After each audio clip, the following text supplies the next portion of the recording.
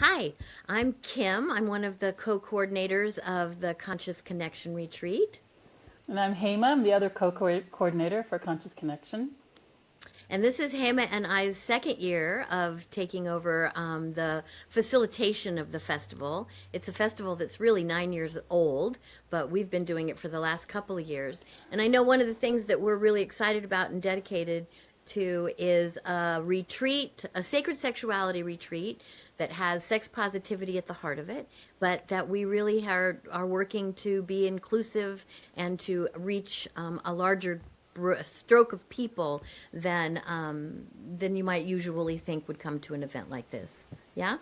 Yeah, one of the things I loved about what we did last year and that we want to recreate this year is just having a broad and diverse set of folks that attended. We had a trans man open up the event last year. We had lots of queer folks. We had one person identified as non-binary, and we had lots of people of color.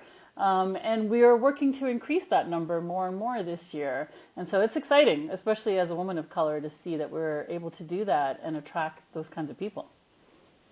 And we're hoping to be as diverse. And the other thing that we're doing an outreach for is for young folk who wouldn't necessarily always have an opportunity for this. And I know we were talking about a couple of our highlights and things we loved the most. I love your highlight. Would you share that with me again?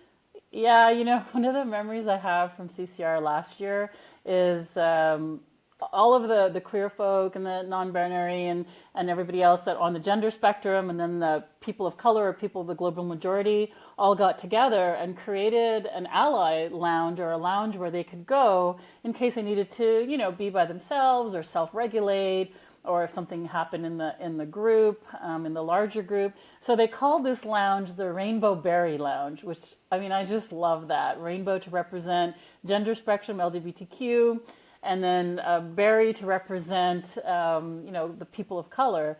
And at one point I walked into the Rainbow Berry Lounge a couple of times, actually, and I walked in, there was nobody there. So I thought, oh, maybe it's not working, like what's going on? So I went to poll a number of people who the lounge was created for, and they just said, we don't feel like we need to use it. We feel so included here, and we feel so welcome and so part of everything that we don't need to go to a separate lounge.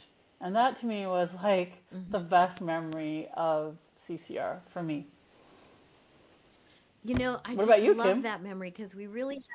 We've been building for so long to try and really do that kind of outreach and create a place where a range of people would feel welcome. So I was so excited about that. I love that story. I also loved that our keynote last year was a trans man. And I loved the enthusiasm he brought to the space and so much love and so much fun.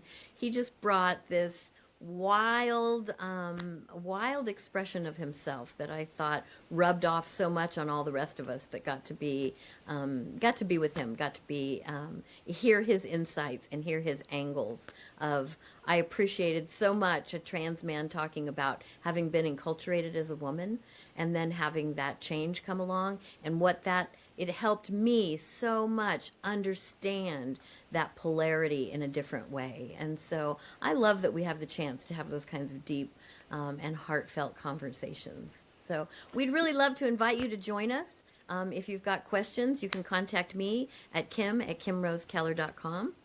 Or you can And Hema? contact me, Hema, Hema, at hemayoga.com. We'd be happy to answer any questions that you have. CCR retreat is happening because we're filling up fast. Yeah, great. Thanks. Hope to hear from you. Bye.